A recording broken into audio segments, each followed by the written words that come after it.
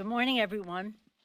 And a good morning it is. I'm so excited and so grateful to President Biden for the Build Back Better vision that he has put forth. But what I want people to know is that this bill is for you.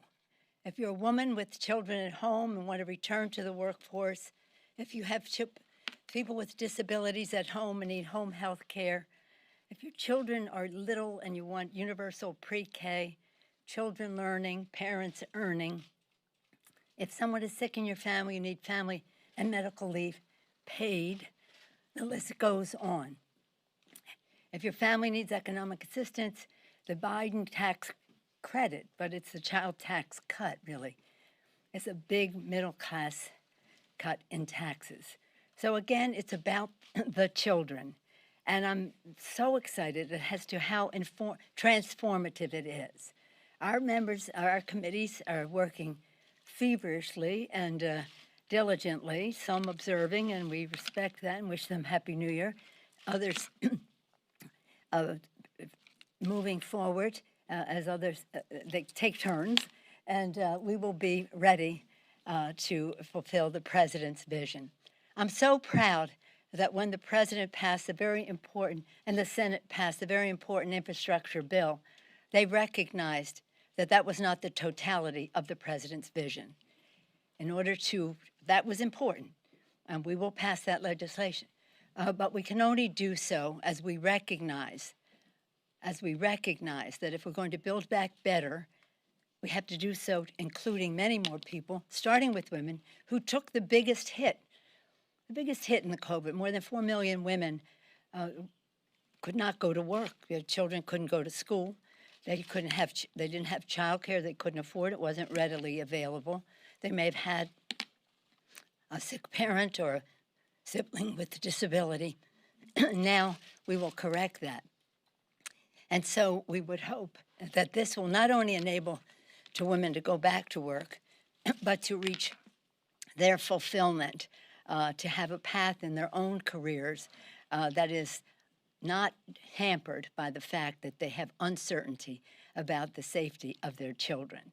So again, just for your information, I remember, now some of you weren't born then, but most of you, I guess, I remember that we were on the brink of this when I was having my small little babies, my 5 children in 6 years. We saw that in the Congress of the United States, when Richard Nixon was president, in a bipartisan way, the Congress passed the child care bill. Look in the history books. Everybody thought the president would sign it. It was cause for great excitement and would make a big difference. Somebody named Patrick Buchanan intervened, making it a cultural issue, like we're sending our children to a Soviet-style situation by having child care. And the president vetoed the bill 50 years ago, 1971. So it's long, long, long overdue that we recognize the importance of our children and their care, the value of women in the workplace. And the only way that we can truly build back better is with women in the workplace. So that's why this is my theme all along with our members has been Build Back Better with women. Remarkable, remarkable transformational initiatives in this legislation. All of them long overdue. Many of them standard fare in other developed countries, sorely lacking in our country. And so it would be, again, to thank the president for his vision. As important as infrastructure is, and we support that, it is not the totality of his vision. It's a vision that does not just restore it to where we were before, but takes us into the future. It will cut taxes, again, deliver one of the largest tax cuts for families ever with the Biden tax credit. I call it the Biden child tax cut. It will lower costs, especially for essentials and, of course, for prescription drugs, which is it's a health issue and an economic and financial issue for families. lowering the cost for health care, home health care, child care, and the rest.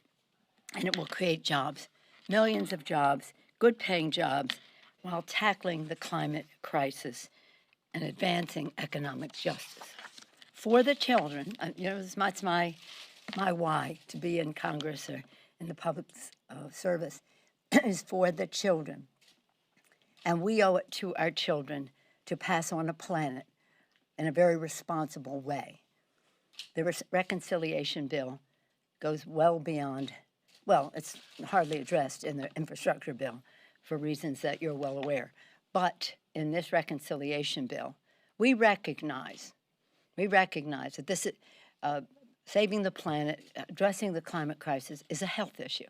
The air our children breathe, the water they drink, safety and the environment in which they can thrive. It's a jobs issue. Jobs. To be preeminent in the world in the new green technologies. Our initiatives are in furtherance of that, having America be in the lead. Departure from previous administration in terms of our public role in all of that. Healthcare, jobs, security. National security experts will tell you that the competition for habitat and resources causing migrations and conflicts are a national security issue.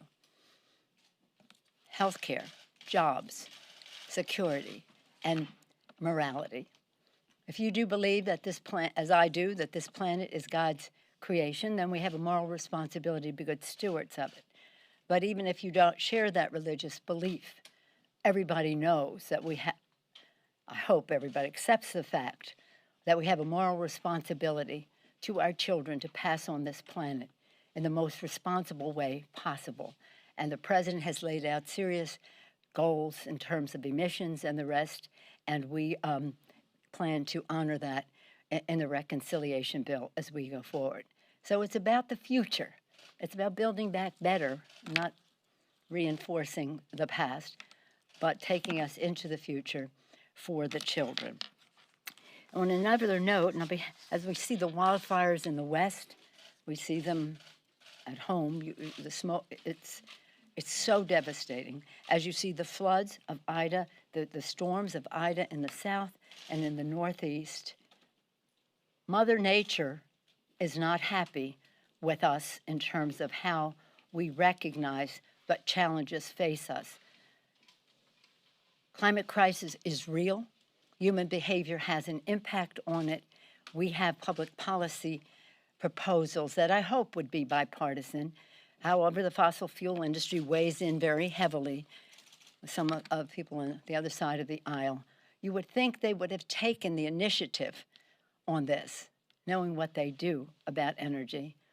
You would think they would realize that it's going to be a fiduciary responsibility for them to their shareholders, for them to grasp the future. Let's hope that that will become the case as more public awareness exists as to what our possibilities are.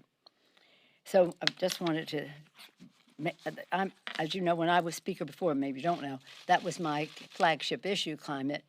We passed the biggest energy bill in the history of our country, working with President George Bush.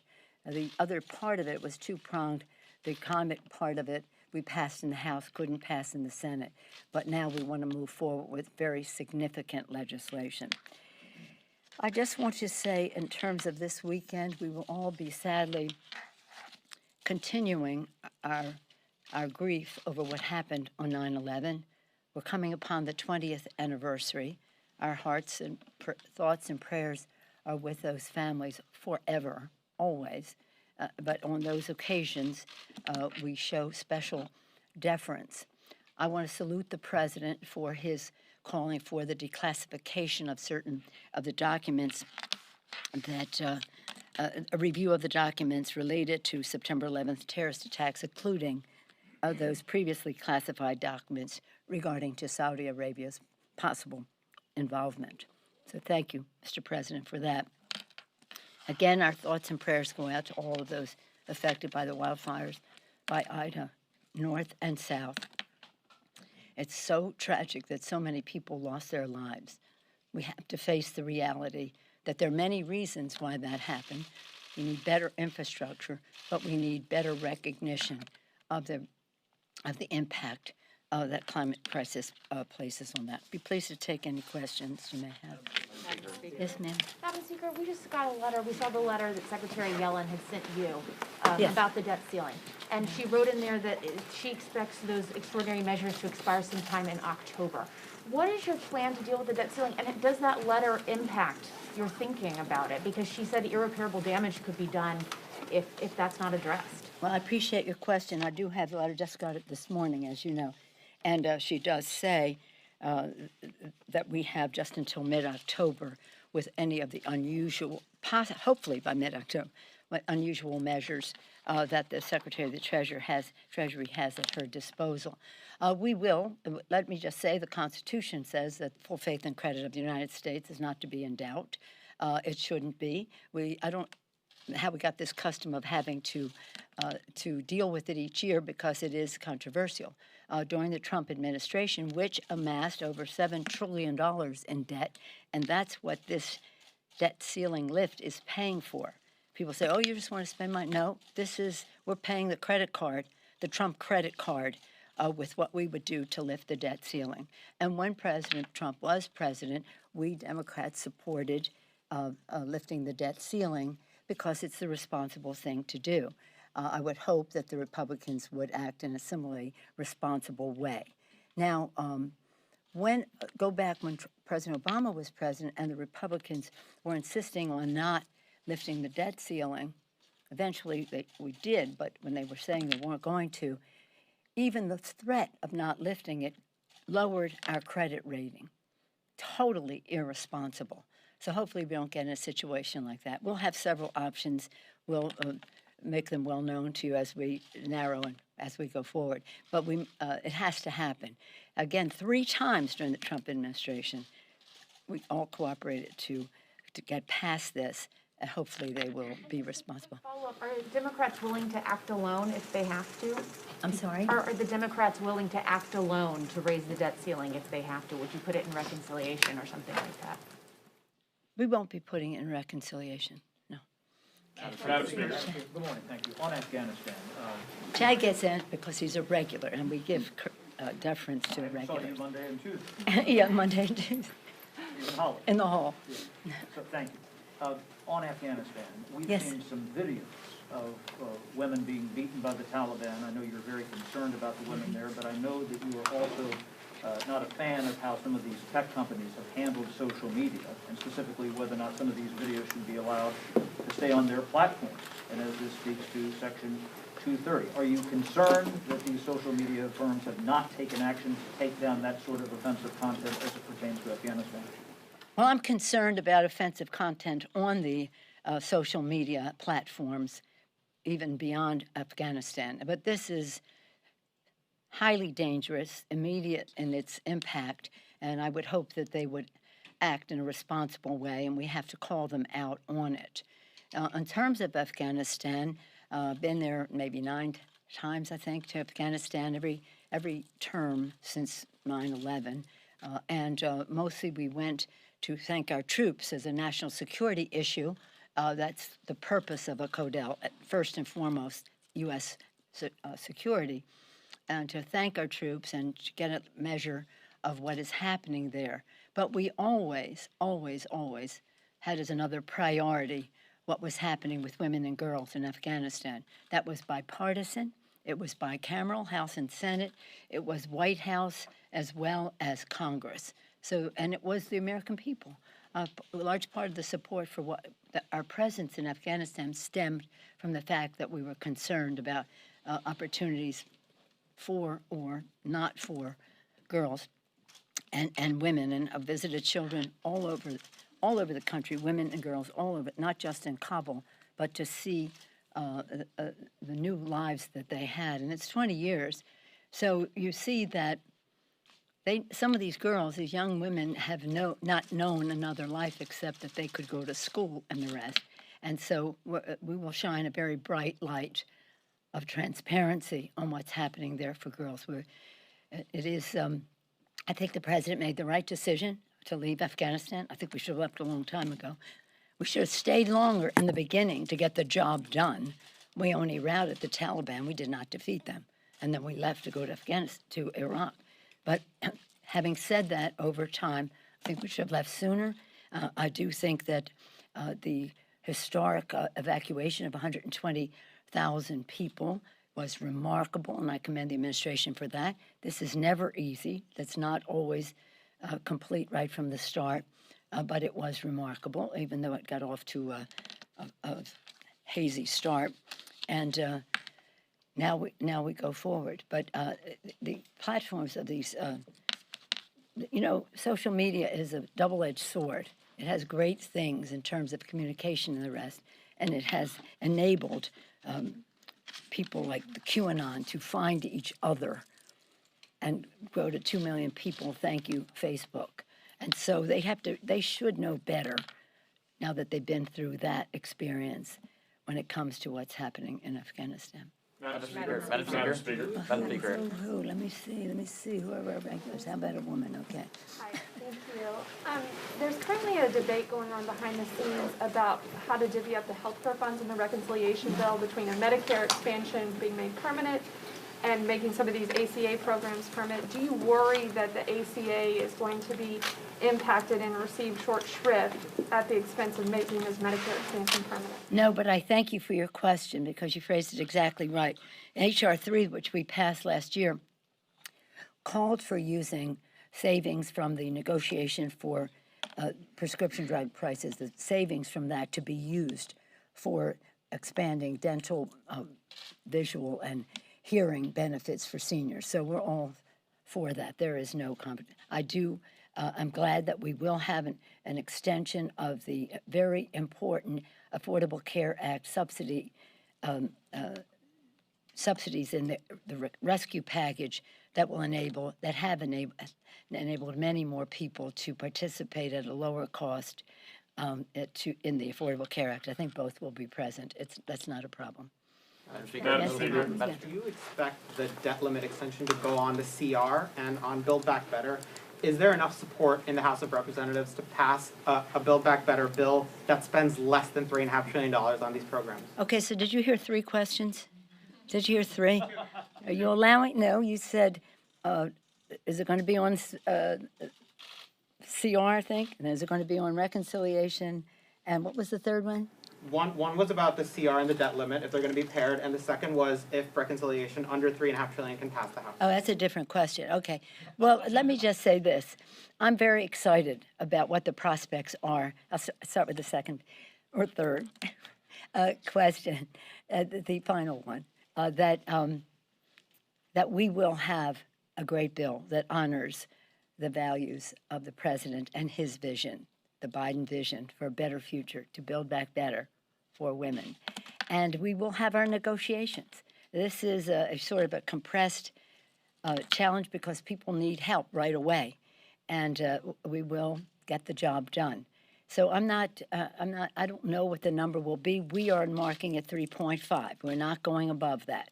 I think rather than talking about the cost, because we will pay for more than half, maybe all of the legislation. So unlike the Republicans when they did their tax scam in 2017 and added $2 trillion to the national debt, we will be taking some responsibility to pay for what is in there. So the cost for the future will be much lower than any 3.5.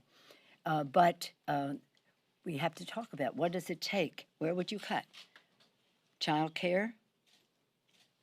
Family medical leave paid for, universal pre-K, home health care, so important. Home health care gives people with disabilities more leverage in any negotiation at a higher dollar amount than ever before, in the hundreds of billions of dollars.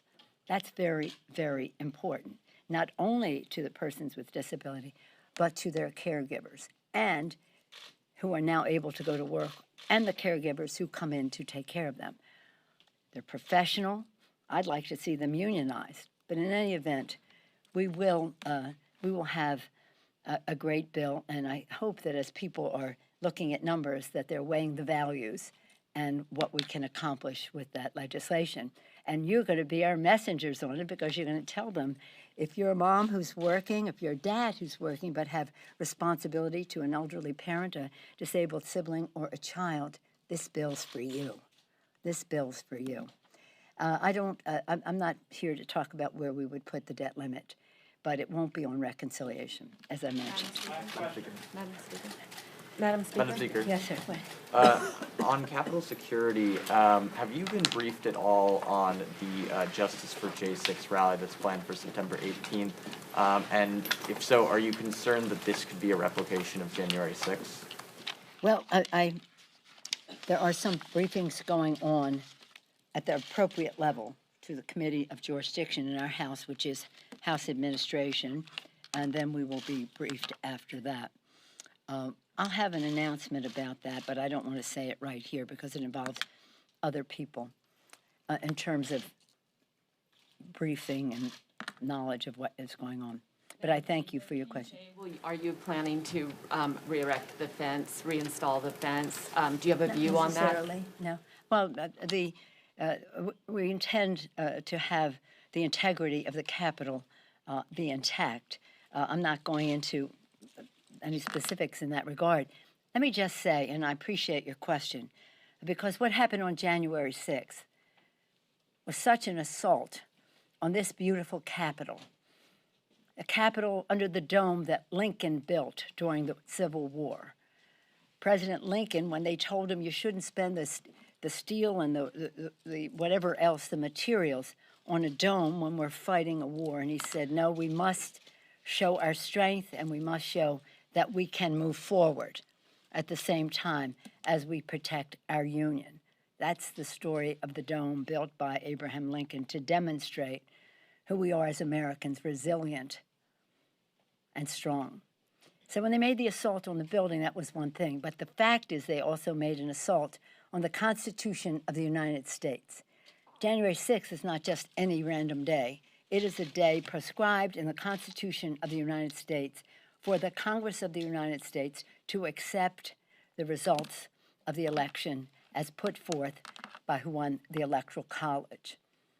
So sad that even with the horror, the defecation, the physical violence, the crudeness of it all, of that assault on the Capitol, and I was insistent, and Senator McConnell, we all agreed in leadership that we would come back. We were not going to resume someplace else. We were going to come back, not in an undisclosed location, but in the Capitol of the United States. That even after all of that, a majority of the Republicans in the House voted not to accept the certification of the Electoral College. And now these people are coming back to praise the people who were out to kill members of Congress, successfully causing the deaths. Successfully is not the word, but that's the word, because it's what they set out to do, of our law enforcement. So this is, whatever your questions are, understand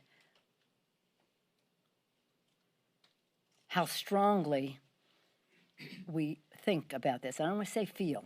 I'm saying think about this and what we need to do on the ongoing, because we want to return the Capitol to a place where people can come, children can learn, families can celebrate together the greatness of our country. The children can see, as we honor leaders of our past, that we are focused on the future for them, as our leaders of the past would insist upon. So it is, we'll giving up some further information, but not right now. So thank you all. Don't forget, if you have a child at home, a person with disabilities, a senior who needs care, if you are a man or a woman, it's not just about women, but largely women have borne the responsibility of being caregivers at home. If you're a caregiver, understand that your profession will be respected, that it is needed, that it is compensated for, and that you are trained for. So this is, again, transformational for the children Build Back Better with women, because when women succeed, America succeeds. Thank you all very much. Do you want to know about this mask? This mask is a mask that was made by the woman who sewed the AIDS quilt. Her name is Gert, and she is a fabulous person. You know, we all made our patches for the quilt and continue to do so, and it's enormous. It's now returned to San Francisco from Atlanta, where it had been domiciled for a while. With John Lewis about a year, almost 2 years ago, we made the transfer back. But this has on it scissors, spools, buttons, all kinds of things, pins, pin cushions, and the rest of that. I like to have it close because the AIDS issue is one that, if you had told me 30 years ago, when I first came to more than 30, that we would not have a cure by now, I would not possibly have believed you. But we have proved the quality of life. It's a very big priority for me. And as we see COVID and the rest, we want to make sure that as we address it, that we're not, that we are learning from it for other pandemics as well. Thank you all very much.